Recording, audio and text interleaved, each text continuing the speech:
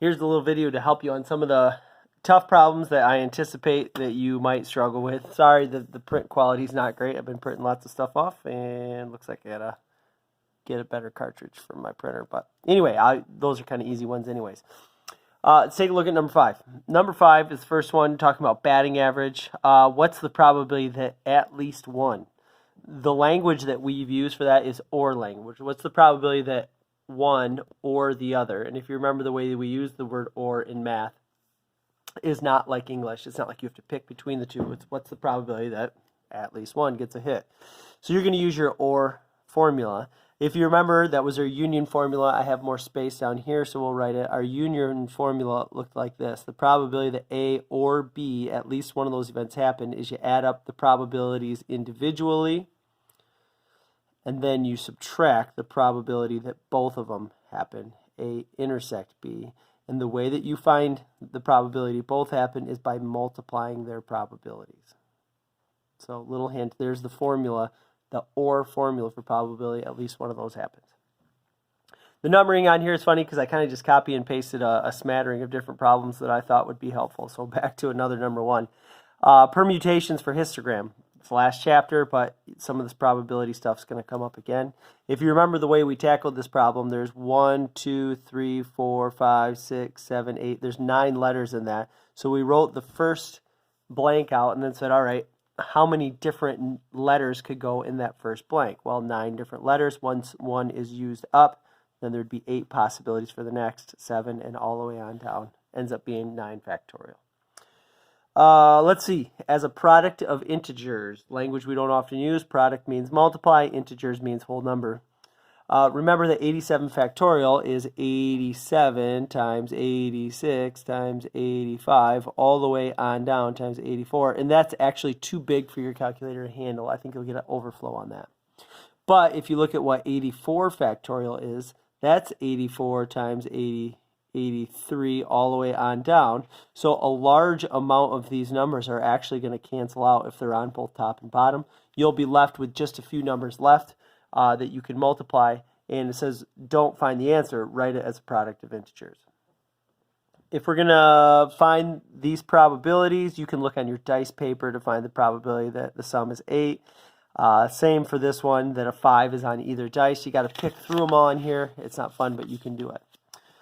Down here for probability, you can't always just multiply probabilities of A and B. Okay, so for this one right here, don't just multiply your answers for A and B because they might be dependent events, and then you can't multiply them. So what you want to do instead is go look through your dice paper and sift through the information and find how many of them do these two activities at the same time. How many of your sums of 8, so let's see, your sums of 8 would be in this diagonal column row right here.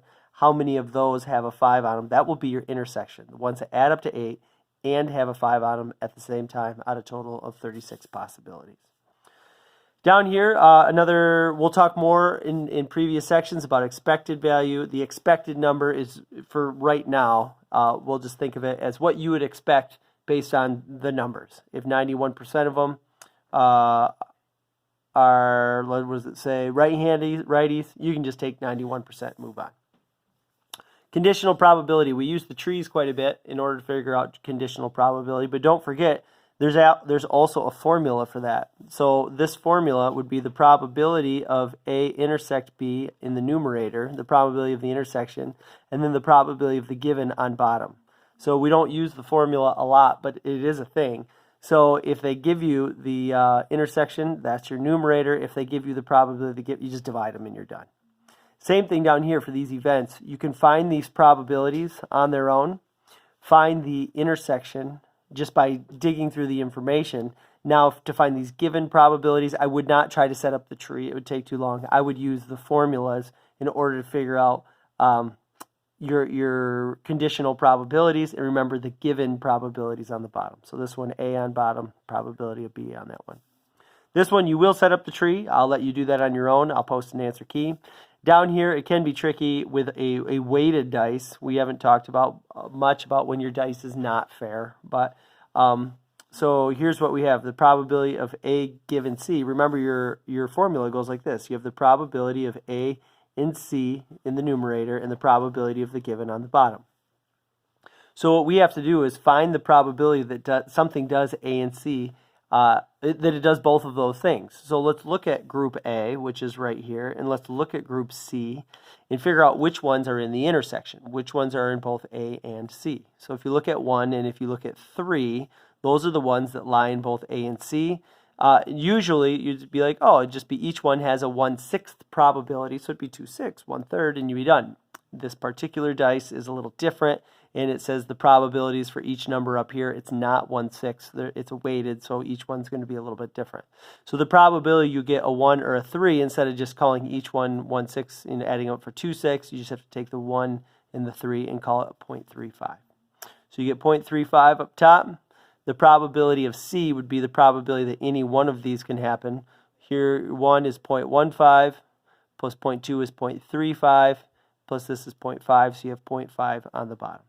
So for each one, take the probability that something ends up in their intersection, put it in the numerator, put the probability of the given on the bottom. On the back, I'm trying to think if there's anything too tricky back here. I think you'll figure it out. Just remember, once again, the expected value just means what you would expect based on the theory. Hopefully that helps.